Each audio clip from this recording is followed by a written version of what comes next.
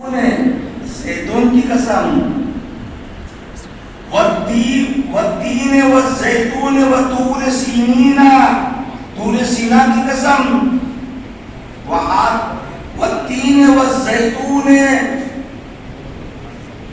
وطور سینین وہذا بلد الامین، اور یہ امن والے شہر کی قسم۔ اللہ کو قسم کی کوئی ضرورت نہیں، لیکن چار قسم ہے۔ چار قسم کے بعد اللہ فرماتا ہے لَقَدْ خَلَقْنَا الْإِنسَانَ فِي أَحْسَنِ تَقْوِيمٍ، لقد ضرور بے شک، تاکید پر تاکید ہے۔ اگر کوئی عربی کی واقفیت رکھتا ہے تو قد میں بھی اننا پوشیدہ ہے، نام بھی تاکید کا ہے۔ لقد خلقنا الانسان، ضرور بے شک ہم نے انسان کو بہترین اور آسن پیدا کیا۔ انسان کو اتنا آسن پیدا کیا تو مولا کیا مطلب، تیرے فرمان کا کیا مقصود ہے، کیا مراد ہے؟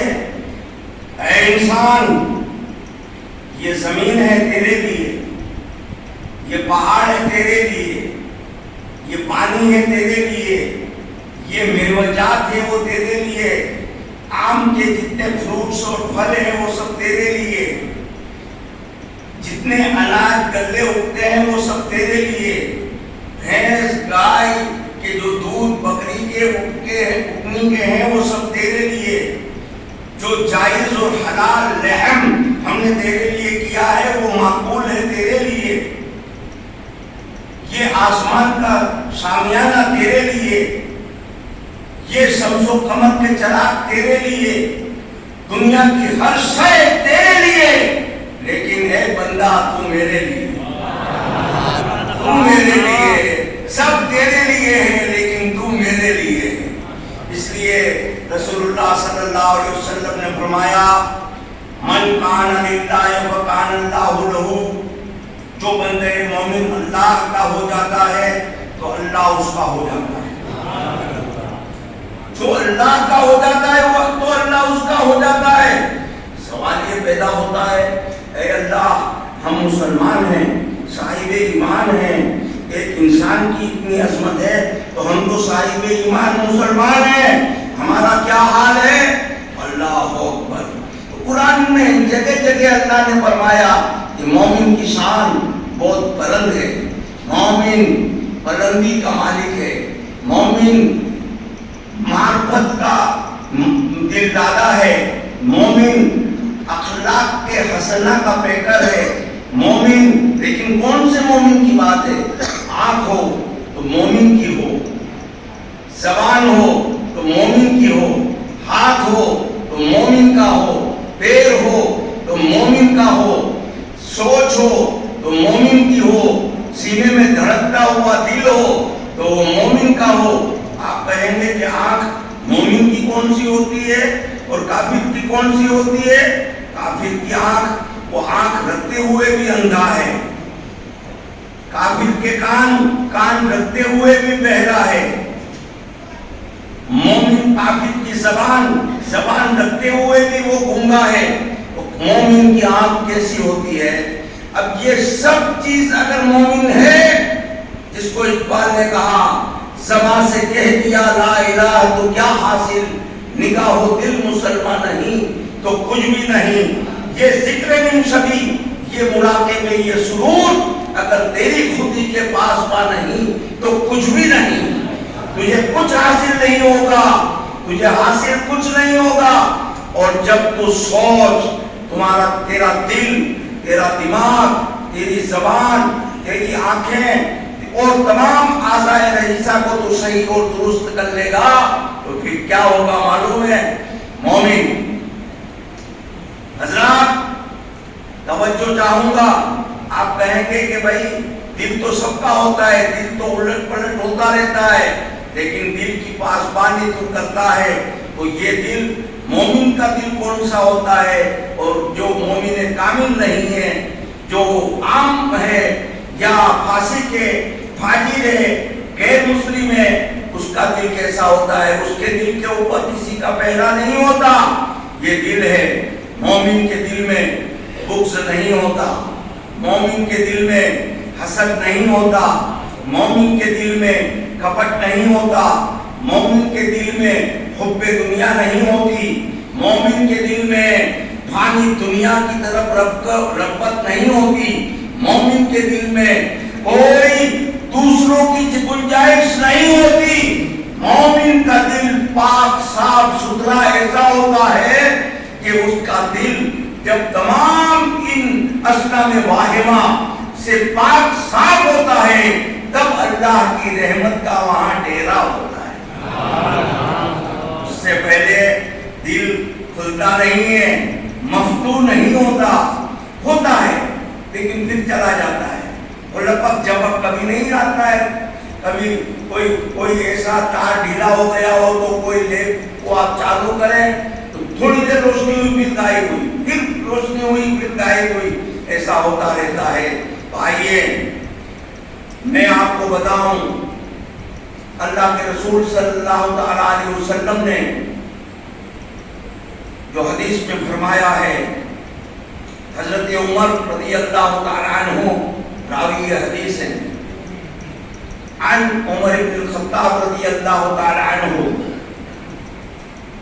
بینما عند رسول اللہ صلی اللہ تعالی علیہ وسلم ذات یوم استدعا رجل شدید بیاض الثياب وشدید سواد شعر السواد لا يرى عليه اثر الصبر ولا يعرف احد منا. جلس الى النبي صلى الله تعالى عليه وسلم اسند ركبتيه الى ركبتيه فوضع كفيه على فخذيه فقال يا محمد اخبرني عن الاسلام. قال رسول الله صلى الله عليه وسلم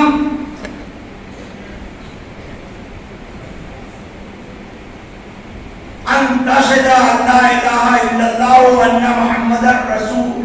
محمدا عبده ورسوله وتقيم الصلاة وتؤتي الزكاة وتصوم رمضان وتحج البيت ان استطعت اليه سبيلا. اخبرني عن الايمان. قال ان تؤمن بالله وملائكته وكتبه ورسله والقدر خيره وشره. قال فأخبرني عن الإحسان. أن تعبد الله كأنك تراه فإن لم تكن تراه فإنه يراك. یہ حدیث پاک میں آیا ہے تو پتا چلا اسلام کے بارے میں پوچھنے والے نے حضرت عمر فرماتے ہیں کہ ہم رسول اللہ صلی اللہ علیہ وسلم کے پاس بیٹھے ہوئے تھے. اتنے میں ایک شخص آیا، ہم نہیں پہچانتے تھے کہ یہ آنے والا کون ہے اور نہ اس کے اوپر کوئی سفر کے آثار تھے.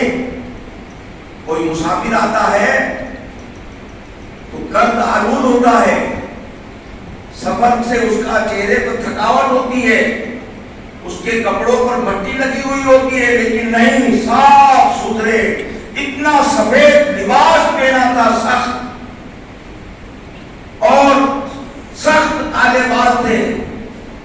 اس طرح سے رسول اللہ صلی اللہ علیہ وسلم کی بارگاہ میں بیٹھا جیسے کہ برسوں سے جانتا پہچانتا اور مانتا ہو. حضرت عمر بولے کہ ہم کو حیرت ہوئی، یہ آنے والا نہ یمنی ہے نہ مدنی ہے نہ مکی ہے، لیکن آ کر بیٹھ گیا.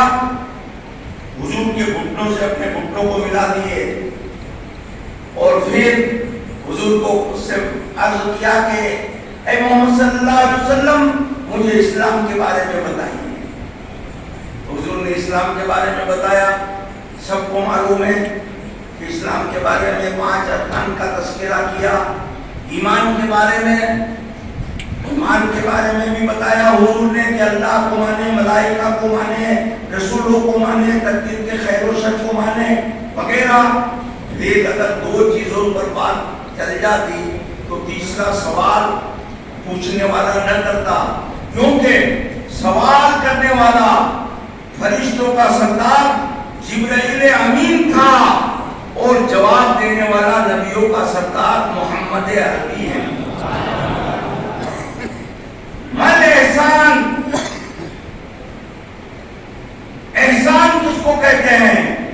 ان تعبد اللہ کانک تراہ فإن لم تكن تراہ فإنک یراک فإنہ یراک۔ اے بندے، تو اللہ کی عبادت ایسی کرتا ہو جیسے تو اللہ کو دیکھ رہا ہو۔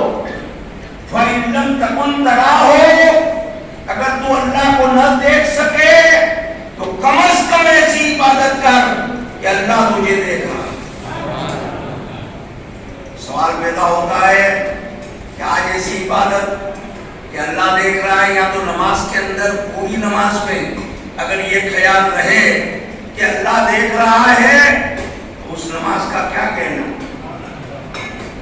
پوری نماز میں ابھی تو اللہ کے پر تکنے والی نماز، اللہ کے جلوے والی نماز، حجابات کے اٹھ جانے والی نماز، یہ تو بہت اعلیٰ نماز ہے۔ بندے، تو ایسی اللہ کی عبادت کر کے تو اللہ کو دیکھ رہا ہو۔ فَإِن لَمْ تَكُنْ تَرَاهُ، بس تو اگر نہ دیکھ سک تو کم سے کم عبادت کا درجہ یہ ہے کہ ایسی عبادت کر کہ اللہ تجھے دیکھ رہا ہے۔ توجہ طلب بات یہ ہے، آپ کو سمجھانے کے لیے دو باتیں کہوں تاکہ آپ کے ذہن میں بات بیٹھے۔ حضرت بابا فرید الدین مسعود گنج شکر حج کے لیے چلے، خانے کعبہ کے سامنے پہنچے، 2 رکعت نماز طواف کیا، 1 چکر پورا کیا طواف کا، تو خانے کعبہ سے آواز آئی، فرید ہم نے تیرے طواف کو قبول کیا۔ دوسرا طواف کیا، دوسرا چکر طواف کا کاٹا، پھر آواز آئی کہ فرید ہم نے قبول کیا۔ طواف کے بعد مقام ابراہیم پر 2 رکعت کے لیے کھڑے ہوئے، الحمد شریف اور قرأت کی، فرید تیرے قرآن کے پڑھنے کو قبول کیا۔ رکوع میں سبحان ربی العظیم کہا، فرید ہم نے تیری رکوع اور تیری تسبیح کو قبول کیا۔ سجدے میں گئے، سبحان ربی الاعلیٰ کہا، فرید ہم نے تیرے سجدے کو قبول کیا۔ اور بابا فرید الدین مسعود گنج شکر تھے، نماز سے فارغ ہو کر خانے کعبہ کا گلیف پکڑ کر دھاڑے مار مار کے رونے لگے، اے میرے رب، میں تیری آواز سننے کے لیے نہیں آیا ہوں، میں حاتم کی آواز سننے کے لیے نہیں آیا ہوں، تیرے رسول نے تو فرمایا ہے کہ اے بندے تو اللہ کی ایسی عبادت کر کے تو اللہ کو دیکھ رہا ہو۔ بس کعبے کے گلیف کو کیا پکڑنا تھا کہ وہاں سے لے کر عرش اعظم تک ایک نور ہی نور تھا جس میں فرید الدین مسعود گنج شکر کھو گئے۔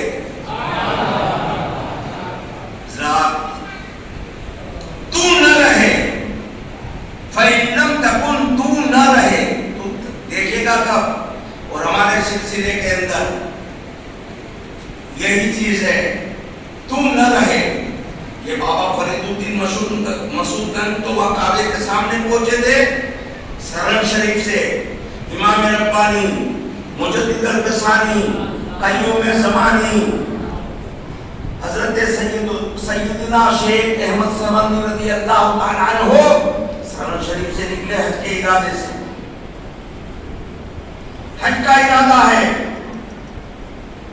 لیکن دینی مصروفیات کی بنیاد پر خواجہ باقی اللہ سے ملاقات ہو گئی اور وہاں آپ نے مراقبے کیے، اور پھر فتنہ دین الہی پیدا ہوا، رافضیت کا فتنہ پیدا ہوا۔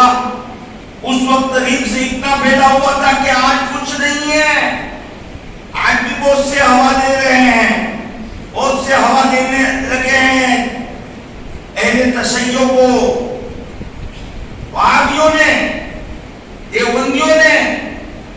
جب یہ فتنہ نزدیت کو اٹھایا تو رسول اللہ کو پیش کیا کہ رسول اللہ کھاتے اس طرح تھے، رسول اللہ پانی اس طرح پیتے تھے، تو رسول کی محبت تو سب کے دل میں تھی۔ حضور کو پیش کر کے امت کے سامنے رسول اللہ کی زندگی کو رکھا، لوگ ان کی باتوں میں آ گئے اور پہلے 100 سال کے اندر 1/3 بر صغیر ان کے دھارے میں بہہ گیا۔ اب ایک فرقہ پیدا ہوا ہے جو اہل بیت اطہار کو پیش کر سکتا ہے۔ ہر مسلمان کے دل میں اہل بیت اطہار کی محبت ہے، حضور کی بھی محبت ہے اور اہل بیت اطہار کی بھی محبت ہے، وہ پیش کرتے ہیں۔ یعنی لوگ گمراہ ہو گئے ہیں، امام حسن، امام حسین، مولا علی اور ماں فاطمہ، بس یہی تو مقصود کائنات ہے۔ ان کے سوا اوروں نے کیا رکھا ہے؟ جب اہل بیت کو پیش کرتے ہیں تو ایک گمراہ کے پیچھے 10 گھر گمراہ ہوتے ہیں، ایک کے پیچھے 10، 10 کے پیچھے پھر 100، 100 کے پیچھے پھر 1000، یہ گمراہی کا سلسلہ بڑھتا چلا جاتا ہے۔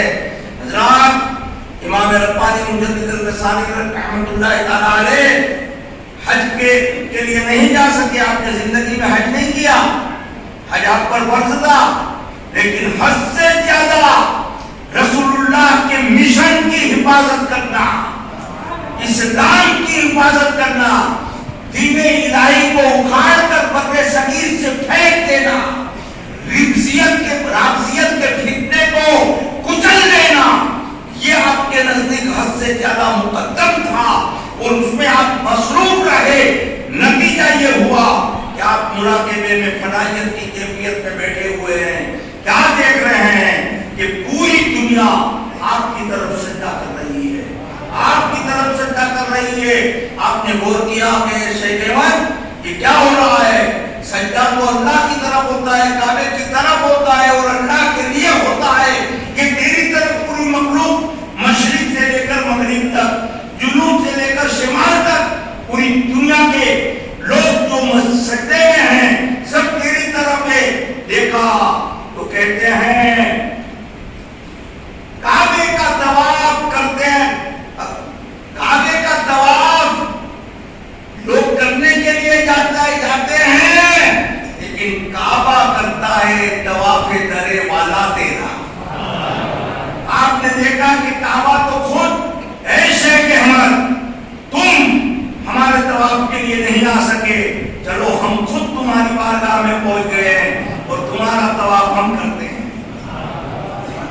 آپ کے دل میں خیال آیا کہ کعبہ تو آ گیا، زیارت اللہ نے یہاں کرا دی سرین کے اندر، اب زمزم کا کیا بنے گا؟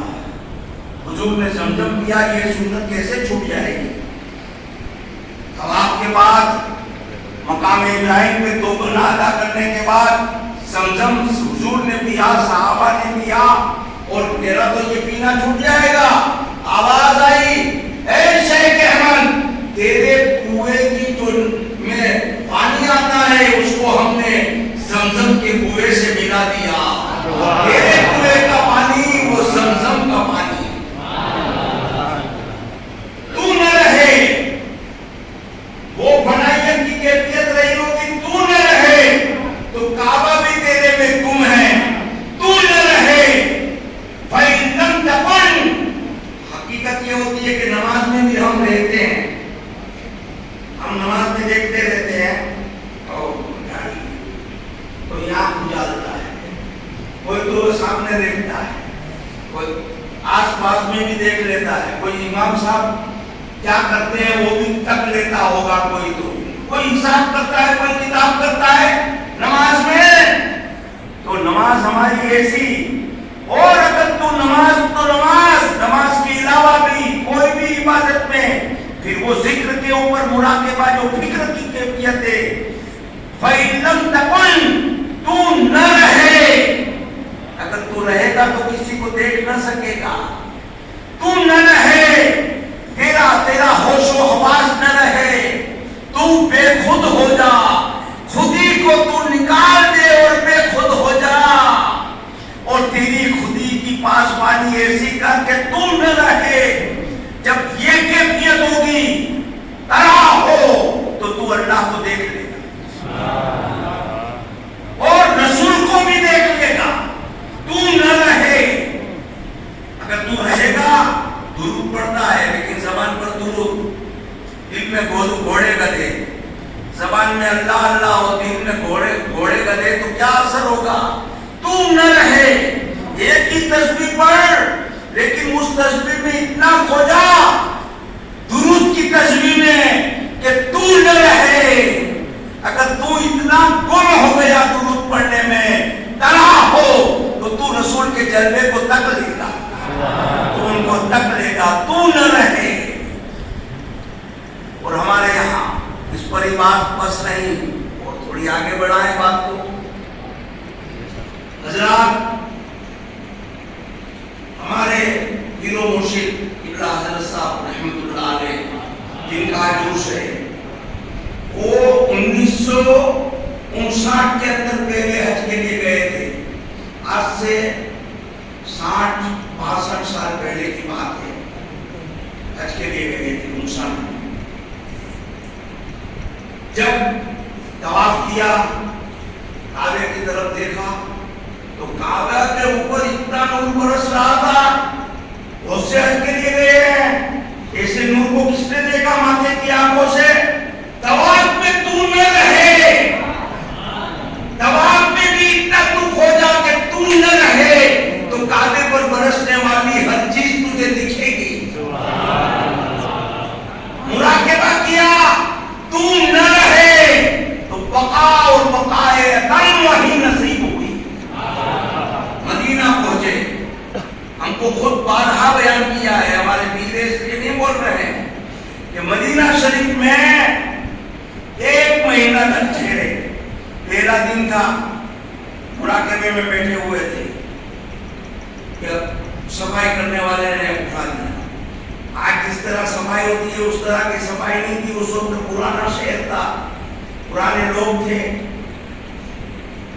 دوسرے دن بیٹھے ایسے ٹائم پر گئے کہ صفائی والا ڈسٹرب نہ کرے. پہلے دن زیارت نہ ہو سکی، پھر 29 دن تک روزانہ مراقبے میں رسول اللہ کے جلووں کو تکتے رہے. اس پیر کا نام صوفی عبد الرحمن نقشبندی ہے.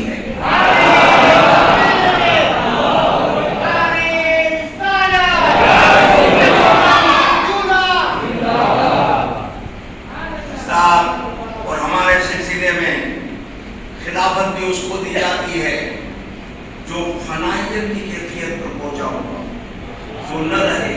کیونکہ فنا جب آدمی ہو جاتا ہے اپنے اندر خود فنا ہو گیا. فنائیت کی کیفیت ایسی ہوتی ہے کہ اس میں وہ خود نہ رہے، اتنا گم ہو گیا.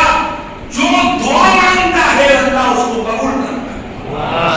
دعا میں بھی تو نہ رہے. مسلمان بہت شکایت کرتے ہیں کہ ہم نے 20 سال سے دعا مانگتا ہوں قبول نہیں ہوتا. ارے بھائی 20 سال سے مانگنے کی ضرورت نہیں. اللہ تو فرماتا ہے مجھ سے مانگ میں دیتا ہوں. ادھر تم نے دعا کی فوراً میں قبول کرتا ہوں. میں تو فوراً سنتا ہوں، فوراً دیتا ہوں، فوراً دعا کو اجابت کا جامع پہناتا ہوں. لیکن پتا چلا کہ ہماری دعا بھی ایسی ہے جیسی ہماری نماز ہے. دعا مانگنے میں تو اتنا بے خود ہو جا اللہ کی محبت پہ کہ تو نہ رہے. جو تو نے مانگا وہ اللہ تجھے عطا کر دے گا. ایسی کیفیت تو ہو کہ تو نہ رہے. تو نہ رہے والی بات ہو تو تجھے اس میں سب کچھ مل جائے گا. حضرات، ہمارے سید صاحب قبلہ مراقبے کی کیفیت سے جو لوگ آگاہ ہیں وہ تو جانتے ہیں. نتائج مفتوح ہونا. اور سوال یہ پیدا ہوتا ہے کہ رسول اللہ صلی اللہ علیہ وسلم کے بعد کوئی نبی نہیں، کوئی رسول نہیں. جو بھی آئیں گے وہ حضور کے نائب آئیں گے. تو یہ علماء اکرام جانتے ہیں. شمائل ترمذی کے اندر امام ترمذی نے حضور کا جو حلیہ بیان کیا ہے اور ایک ایک بات نقل کی ہے. چند ابواب آپ کے گوش گزار کر دوں تاکہ آپ کو خیال آئے. کہ جب اتنی چھوٹی چھوٹی باتوں کو حدیث میں مذکور ہے تو موٹی موٹی باتیں کیسے چھوٹی ہوگی؟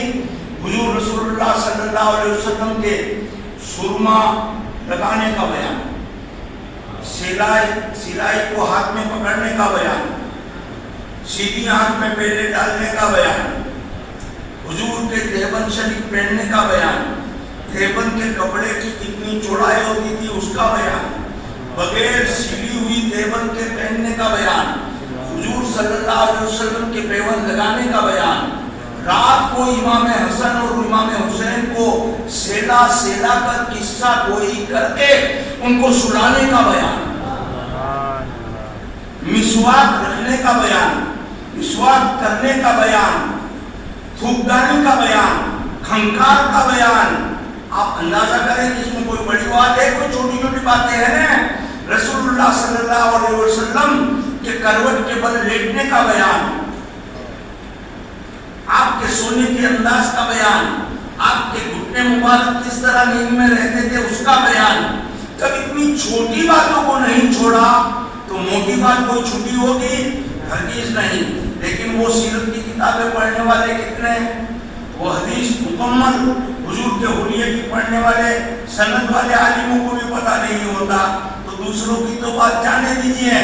سوال یہ پیدا ہوتا ہے کہ آج اگر کوئی عام مسلمان کو یہ چاہیے کہ اللہ اکبر، ہم کو رسول اللہ صلی اللہ علیہ وسلم کا نمونہ کوئی سامنے آ جائے تو ہم اس کی کو فالو کر کے رسول کی زندگی پر عمل کر سکیں۔ دوستو، آپ کے سمجھ میں نہ آئے تو میں بتاؤں کہ یہ 1400 سال سے آپ میرے توجہ ہے نا آپ لوگوں کی، کیونکہ دیکھو بھائی میں تو گزشتہ رات پوری جگہ ہوں۔ میرے بھانجے کا انتقال لکھنؤ میں پرسوں ہوا، وہاں سے ڈیڈ باڈی 27-28 گھنٹے کے بعد ویلاور پہنچی، رات کو 3 بجے ہم وہیں تھے۔ اگر آپ بھی اتنے سست ہو جاؤ گے تو میرا تو مسلسل جگنے کا سلسلہ جاری ہے، اور پھر میں 400 کلومیٹر کا سفر کر کے آیا ہوں، اور آ کر سیدھا اپنے پاس بس کھانا کھایا، نماز پڑھی اور بیٹھا ہوں۔ آپ سست رہیں گے تو مزہ نہیں آئے گا۔ پڑھیے درود پاک۔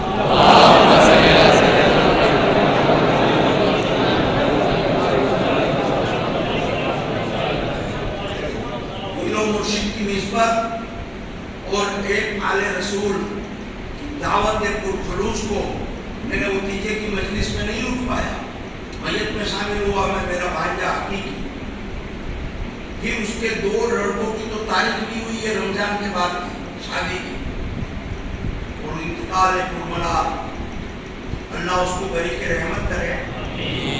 ہم حاضر ہو گئے یہاں۔ حضرات، آپ نے شیخ سعدی رحمۃ اللہ تعالیٰ علیہ فرماتے ہیں، شیخ سعدی رحمۃ اللہ علیہ 30 سال تک وہ پورے دنیا کی سیر کی۔ کتنے سال تک؟ 30 سال۔ 30 سال تک آپ نے علم پڑھا۔ کتنے سال؟ 30 سال۔ 30 سال پڑھے گا آج کوئی طالب علم، یا تو 21-22 سال کی، کیا 10 سال میں تو لڑکے اور اس کے ماں باپ سب پریشان ہو جاتے ہیں۔ 10 سال عالم بننے میں لگتے ہیں، 4 سال حافظ بننے میں لگتے ہیں۔ تو یہ 4 سال میں حافظ بنے گا تو 4 سال زندگی کے قیمتی نکل جائیں گے۔ یہ نہیں سوچتے ہیں کہ آپ کا لڑکا اگر ایم اے ہوا تو اس کو کتنے سال لگے، آپ کا لڑکا اگر انجینئر ہوا تو اس کو کتنے سال لگے، آپ کا لڑکا اگر ڈاکٹر ہوا تو اس میں کتنے سال لگے۔ یہ تو سب دنیاوی علم ہے، اچھا ہے، حاصل کیجیے، کوئی اعتراض کی بات نہیں ہے، لیکن مابعد الموت جو علم نفع دیتا ہے، مرنے کے بعد جو علم نفع دیتا ہے، علم نافع ہے، اس میں اگر چند سال لگ جائے تو یہ تو وہ آدمی سعادت مند ہے جو علم دین حاصل کرنے کی طرف جا رہا ہے۔ حضرات، مولا علی فرماتے ہیں، آ جاؤ ایک بار وہ بھی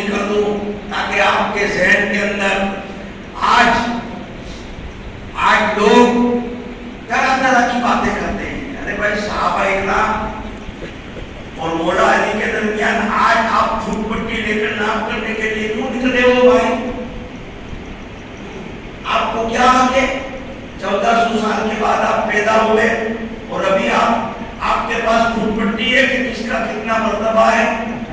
آپ ناپنے کے لیے نکلے ہو؟ طہارت کرنے کا طریقہ یاد نہیں، نماز کے فرائض و واجبات معلوم نہیں، نماز کی کیفیتوں کا علم نہیں، آداب کا علم نہیں، مستحبات کا علم نہیں، سنن 144 نماز کی سنت ہے اس کا علم نہیں، لیکن ناپ دھول پٹی ساتھ میں ہے کہ ان کا مرتبہ اتنا، ان کا مرتبہ اتنا۔ بھائی ارے چاہے تجھے اس راہ پر کس نے ڈال دیا؟ تیرے ایمان کی خیر ہو، تیرے ایمان کی خیر ہو۔ اصحابی النجوم بأيهم اقتديتم اهتديتم، میرے صحابہ ستاروں کی مانند ہے، ان میں سے کسی ایک کی کسی نے پیروی کی وہ ہدایت پا گیا۔ وَأَهْلُ بَيْتِي كَسَفِينَةِ نُوحٍ مَنْ رَكَبَهَا نَجَا، اور میری اہل بیت نوح علیہ السلام کی کشتی کی طرح ہے، جو اس میں بیٹھ گیا وہ نجات پا گیا۔ میرے حضور نے دونوں کے لیے فرمایا، قرآن نے بھی دونوں کے لیے فرمایا۔